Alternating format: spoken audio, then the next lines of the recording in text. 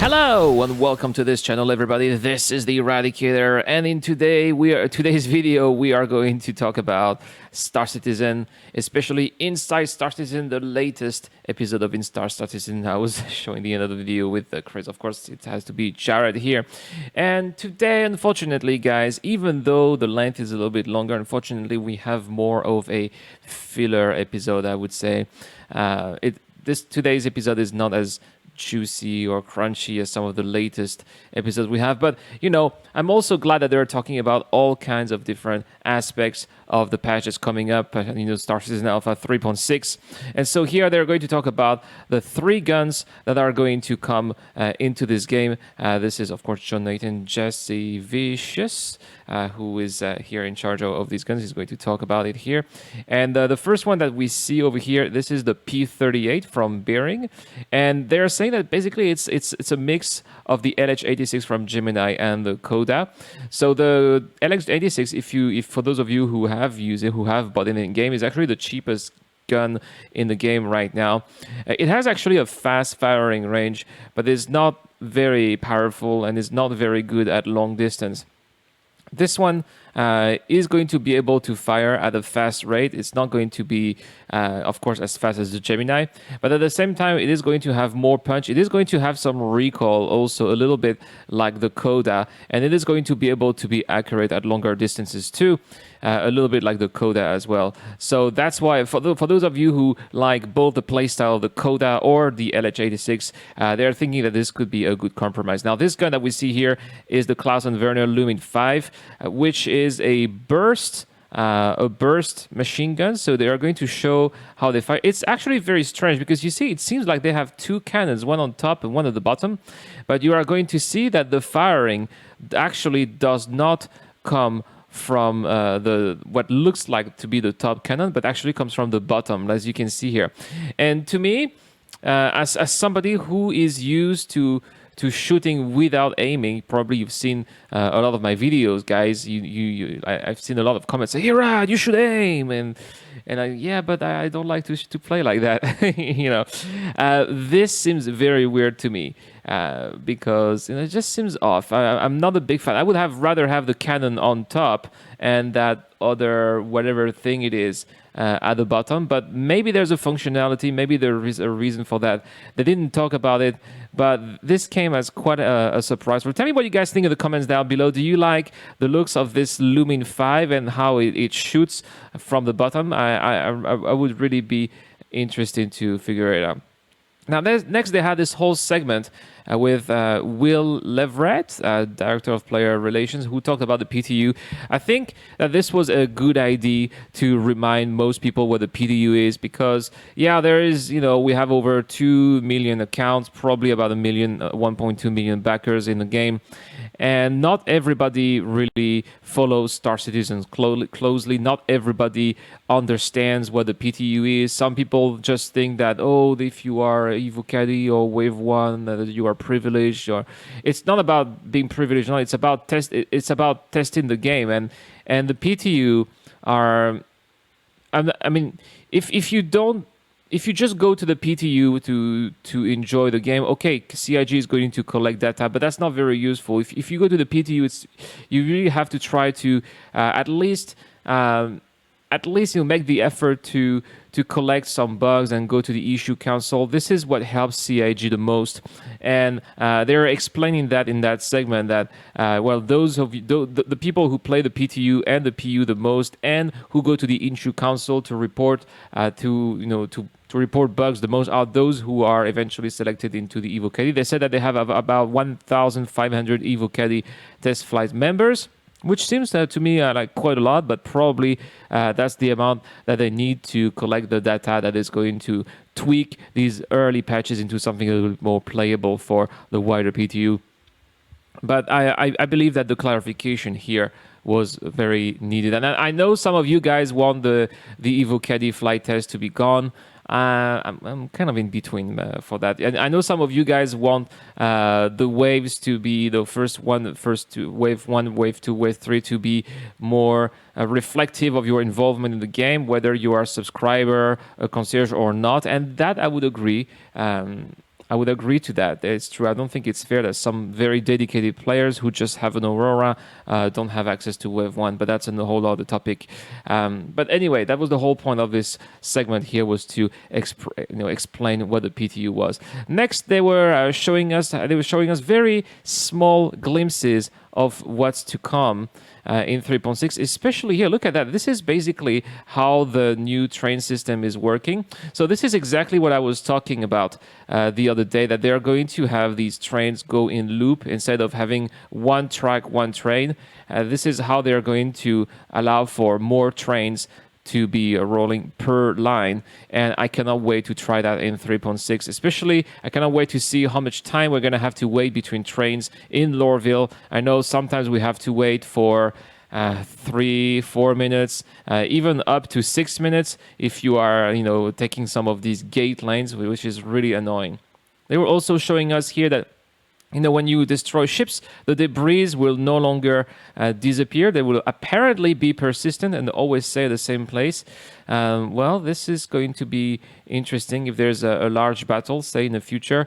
Maybe there's going to be some new debris fields. And look at that! This is the new neutron gun. This is a neutron gun that is going to come in 3.6. Look at these particle effects.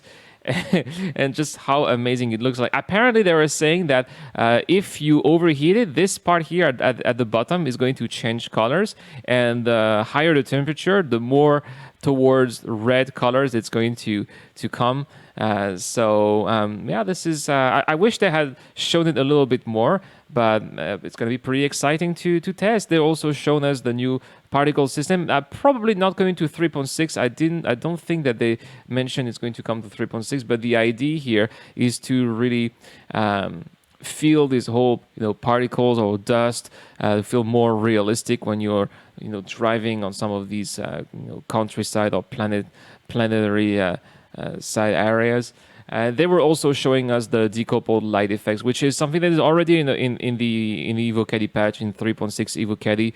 It is being tested right now, and it is true that visually it looks even better. It looked already fantastic, but it looks even better than before. So I cannot wait to try it by myself. I'm afraid my computer is not going to hold it for a long time, but we'll see. We'll see. Maybe they will do some optimization wonders. All right, and last and least, I'm afraid, they also talked about the P-52 and the Archimedes, which are these two Snub fighters that you can find in, for example, the Constellation. I am personally not a big fan of these ships. If you like these Snub ships, please tell me in the comments down below. To me, these ships are very, useless because they don't do any damage at all. They're here for distraction, I would guess. Let's say your Constellation is under attack. You can ask one of your crew members to fly one of those. But if I was attacking a Constellation, I would know that these ships won't do any damage to my ship. So I wouldn't even bother targeting that ship. I'll just leave them alone. So in my opinion, yeah, cool, there's a rework, but in my opinion, they seriously need to give stronger guns to these Snub ships, because to me, they're absolutely not attractive and useless. Are these missiles? Do they have missiles here? Interesting. Look like missiles, but still, these are probably size 1 missiles that don't do much damage anyway. They also talked about the Archimedes after. Coming up here, it has bigger engines. Apparently, this is a ship that you can use for racing if you want. They also have these more beautiful interior pads, including wood, apparently. So that's what we have for today's Inside Star Citizen. But don't go anywhere, guys, because I also received the concierge newsletter, and I want to talk about it. So I was reading the German newsletter here, whatever it's called, German's Club News or whatever. Basically, you are getting that if you are a concierge. I know I'm a concierge. I almost feel sorry about this, but if you're passionate about the project, what can you do, eh? Anyway, so I was reading through the newsletter. I was very surprised to look at the sneak peek here, and we have this Mercury. I was like, there's nothing new here. We already know about the Mercury, and this is just a JPEG. It's not even, it's not even in concept or in white box or whatsoever. And I was reading what they were saying. So here at the Champions Club, we celebrate all walks of life and economic pursuits, even if they entail getting in touch with our inner scoundrel. Coming soon, a ship pack that flirts with danger and lost at the face of certain doom.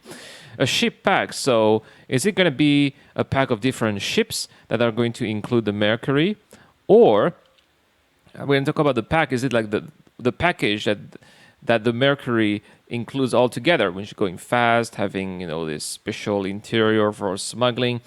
I don't know, but I'm very surprised to see in a sneak peek this image that we already know. But at the same time, you know, we know that there's going to be very soon. Right now, there's only 3.9 in the quarter. In the past roadmaps of the past couple of years, they went as far as showing Q2 of the year after. So far, we just have Q1, which is 3.9.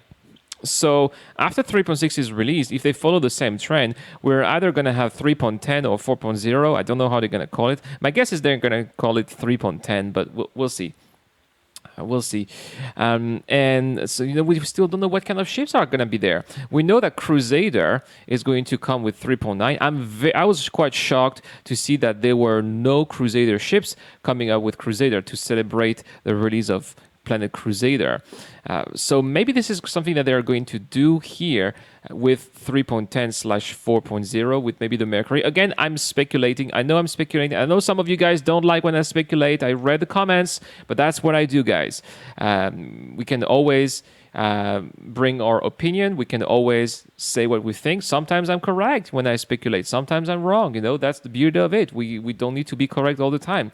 So I just wanted to share that with you guys because, you know, obviously not everybody is crazy enough to be a concierge, and that's totally fine. You should not.